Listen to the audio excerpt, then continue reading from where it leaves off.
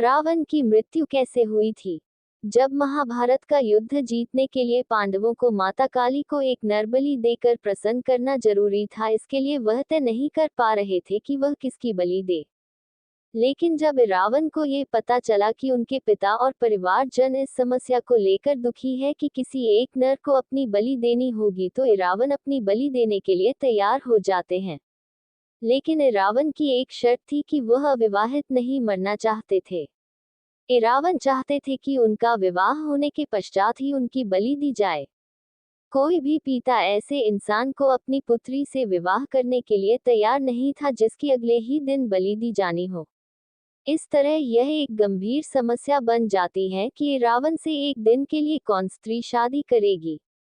जब कोई भी पिता अपनी पुत्री का विवाह रावण से करने के लिए तैयार नहीं हुआ, तो श्री कृष्ण ने तय किया कि वह इस कार्य को पूरा करेंगे और उन्होंने मोहिनी का रूप धारण किया और रावण से विवाह किया।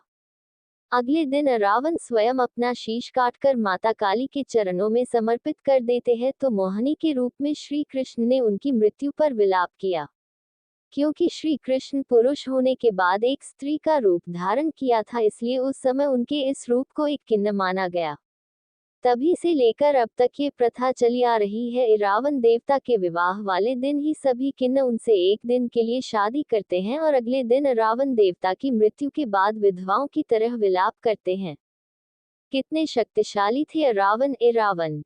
रावण अर्जुन के पुत्र अभिमन्यु तथा भीम के पुत्र घटोत्कच की तरह बड़े महारथी थे, जो कि बहुत सारे योद्धाओं से अकेले लड़ सकने में सक्षम थे।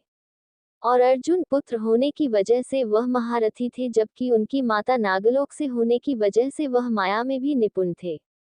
वह धनुर्विद्या में निपुण थे तथा रण कौशल में बड़े से बड़े महारथी से लड़ सकते थे।